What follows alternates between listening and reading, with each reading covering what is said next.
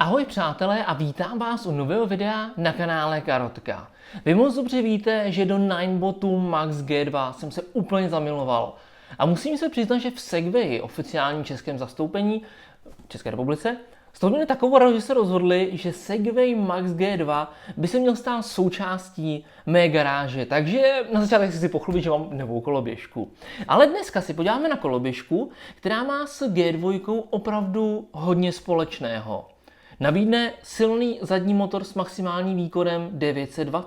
K tomu všemu maximální dojezd až 55 km, přední odpružení stejné skvělé směrovky, dále potom podporu aplikace Find My a vysokou kvalitu zpracování ve stylu Segwaye, respektive Ninebotu. Jenže tahle koloběžka stojí o čtvrtinu méně než G2. Pojďme na věc.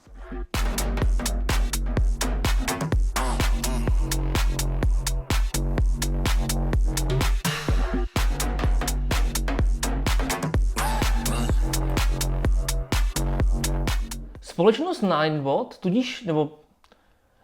Ninebot totiž představila pro trh novou sérii F. Nevím, co znamená F, ale určitě je to jako fakt levný. No dobře, fakt levný, ne, kdyby to bylo fakt levný, jak je to třeba koloběžka za litr, že jo, buďme realisti. Ale je to série, která chce nabídnout velmi dobré parametry za zatraceně dobrou cenu. Takže tahle koloběžka se teda jmenuje přímo F2 Pro. Je to ten nejvyšší model a v budoucnosti se podíváme i na ty nižší modely. Co vám tedy může nabídnout? Přední odpružení, 10palcové samoopravovací pneumatiky, dále potom baterie s kapacitou něco přes 12 Ah, tím pádem slibovaný dojezd až 55 km, samozřejmě za ideálních podmínek, že jo, znáte to. Reálně si myslím, že 30 kg s tím budete úplně v pohodě. Maximální rychlost je samozřejmě omezena tím písmenkem E v názvu dle evropské legislativy na 25 km za hodinu. Dále potom máme širší řídítka, která mají v sobě směrovky, podpora aplikace vlastně Apple Night neboli Find My a v zadním kole je umístěný motor s nominálním výkonem 450 a špičkovým výkonem 900 W. Jsem hodně zvědavý na rychlost v testovacím kopci v porovnání s G2. Tahle koloběžka má proti G2 tedy dvě výhody. Za prvé bude pravděpodobně lehčí, to jsem se nedíval, protože už od pohledu je taková subtilnější. A za druhé, rozhodně, co je, tak je levnější. Její cena je lehce přes 15 000 korun. A máme koloběžku, která má slušnou baterku, očividně dost slušný výkon, mohla by být i pohodlná díky docela velkým kolům a přednímu odpružení, má fajn směrovky do města a stojí 15 000. Už mi přijde, že jsme přeskočili tu dobu, kdy za tu cenu do těch 15 je to takový, to není ani moc, ani málo, jo? To je takový to jako, že trošku vám chybí na něco pořádného, anebo vám dost peněz chybí, nebo dost peněz přebývá na to, abyste si koupili něco jako super levného.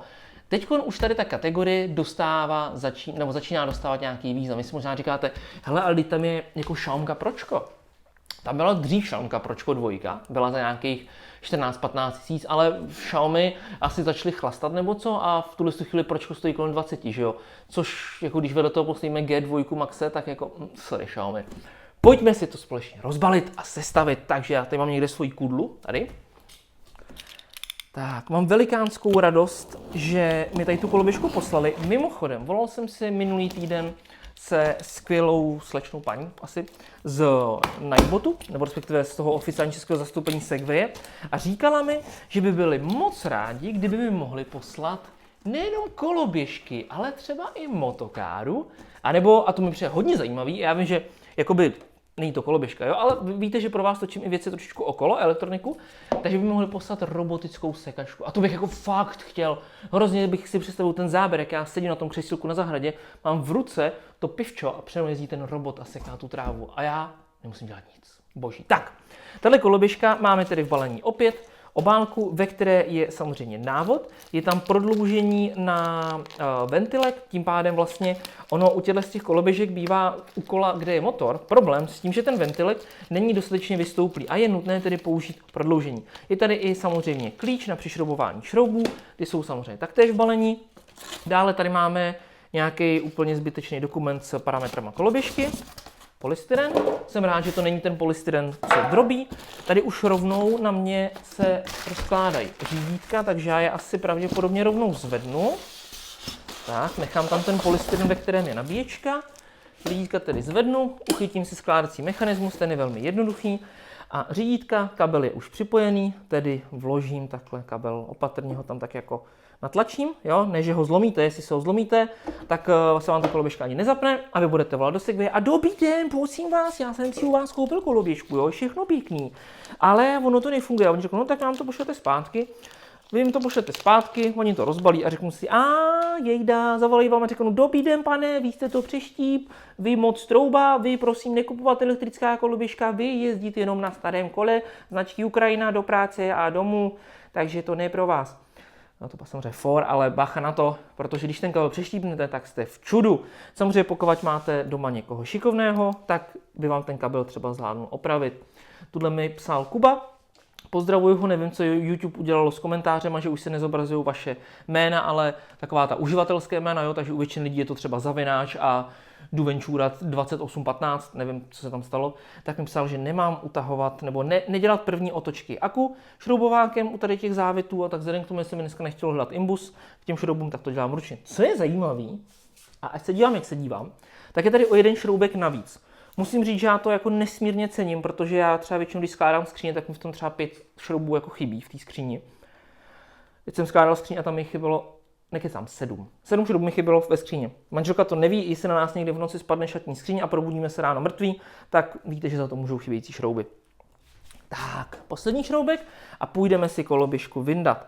Samozřejmě ta koloběžka má cosi společného s G2, není však úplně stejná. Ty hlavní rozdíly jsou, jak už jsem říkal, za prvé v tom, že máme pouze přední odpružení a dle popisku asi nebude úplně hydraulické, což zjistíme, jestli je problém. Je pravda, že G2 pruží jako fakticky pěkně. Já na tom jezdím do práce teďkon, každý den a mám po cestě jako fakt nechutně rozbitou cestu.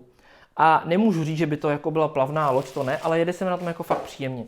Tak v balení je potom i nabíjecí adaptér s maximálním proudem 1,7 A a s tím, že maximální napětí nebo nabíjecí napětí 41 V.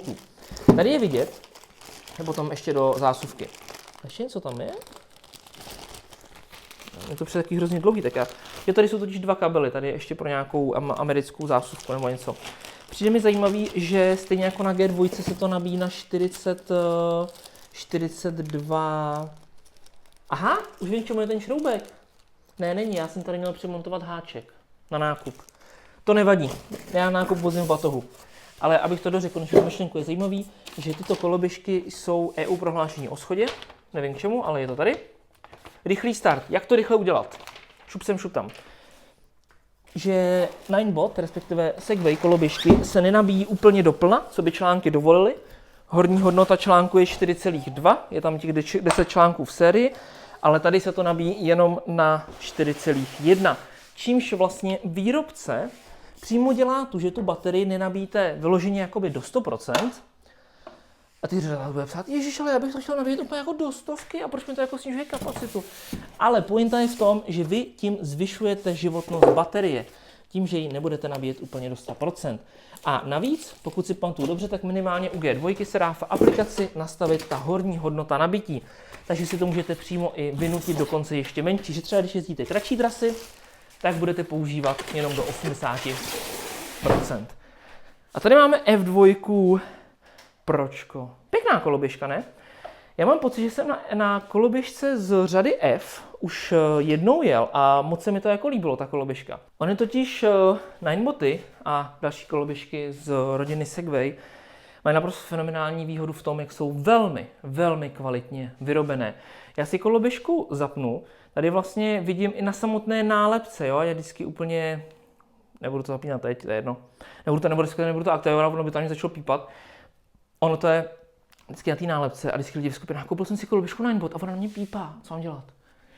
Máš to tady napsaný, brácho, máš to tam přímo napsaný.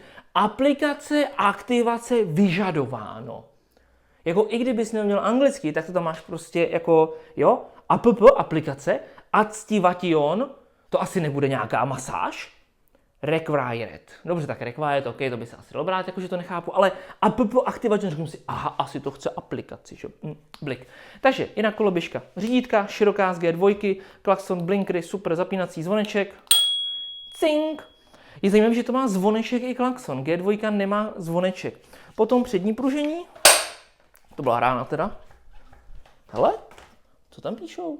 Shock absorber, není hydraulický. Když to trošičku odkryju, jo, tak je tam normálně vidět pružina, což u G2 není. Tam je vlastně jenom ten jakoby píst, řekněme. Hele, pruží to pěkně, myslím si, že to bude chytat nárazy dobře. Vidím, že zadní guma se mi asi trošičku prohybá, takže není nafoukaná na nějaký nesmyslný tlak.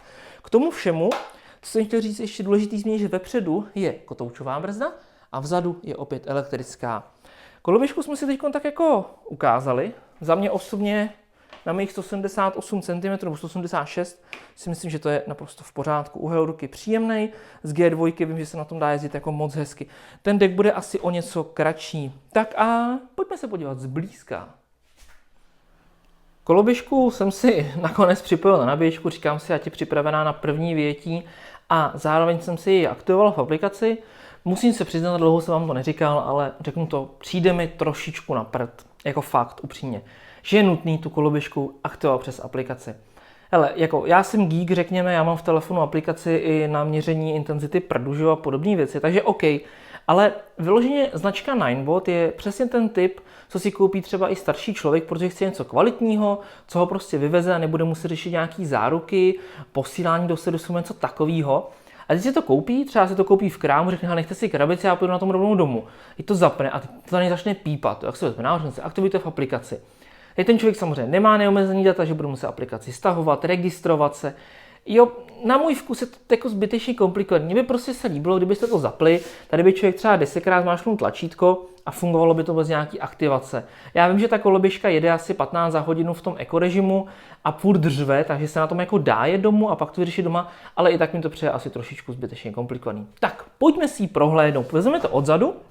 Tam máme tedy už, jak jsem říkal, motor s nominálním výkonem 450 W, špičkovým 900. Líbí se mi ten polep na té gumě. To na Maxovi nemám. Já to chci. Prosím, já to chci. Ne. Co se mi ale více líbí, je ta opěra zadního blatníku, který, jak už jsem říkal, na G2 trošičku drnčí. Tady jako je to bez šance, ten blatník jako to fakt drží pořádně. Možná to odmontuju a dám si to na G2. Asi ne. Vzadu potom světýlko, to při brzdění se... Jo, ono to je v režimu nabíjení teď. Já to zkusím zapnout, jestli vůbec bude při nabíjení ochotná se mnou povídat. Já když rozsvítím, tak se rozsvítí intenzivnějc. Což je škoda, mám pocit, že tady u té evropské verze v aplikaci to nejde přepnout na blikání. Jinak kabel motoru hezky schovaný, krása, čisté, uhlazené, samozřejmě z boku opěrka a informace nešlapat. Ano, na blatník se nešlape. Deck pokrytý gumou, moc hezky, snadno čistitelné, super.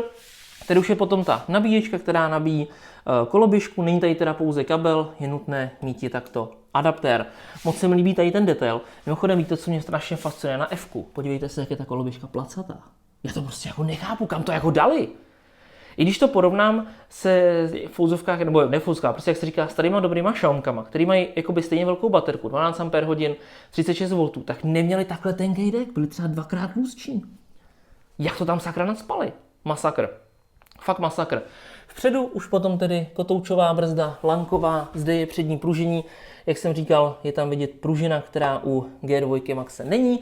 Samozřejmě nesmí chybět zepředu odrazka, powered by Segway. Tady už potom vidíme parametry 25 za hodinu, dvoje brzdy, digitální dashboard, 2W světýlko, 450 motor, 55 km dojezd, self-upraveník gumy a maximální stoupání 22%, že zvládne koloběžka. Nahoře už potom máme tedy klakson, který je nechutně hlasitý, blikátko, nebo blinkery jako fakt super. A schválně si chviličku počkám, jestli budou fungovat jako na Maxovi, to znamená, že nezhasnou. A ano, opravdu nezhasnou. Je nutné si ovšem uvědomit, že dle české legislativy, pokud jdete na elektrokoloběžce, tak jste v podstatě cyklista a tím pádem dle české legislativy jste povinni ukazovat směr rukou. Je to tak? To jsou prostě holý fakta. Zvoneček. Ten je za mě osobně velice sympatický a tady už potom ovládání plynu. Plyn je samozřejmě s odstrčením, dle evropské legislativy se nelze rozjíždět bez odstrčení na koloběžce. Jo, musíte vyvinout nějakou tu vaši aktivitu taky. A tady už je potom to přední silné světýlko. Pozor, někdo mi psal teď o folii. Užijeme si to spolu. Hned mám krásný pondělí. Boží. Jo, takže takhle vypadá F2 Pročko. Já přemýšlím, jako je to fakt pěkný, je to decentní, je to oranžový, takže to samozřejmě miluju, protože to je mrková barva, že je to prostě jako v topu.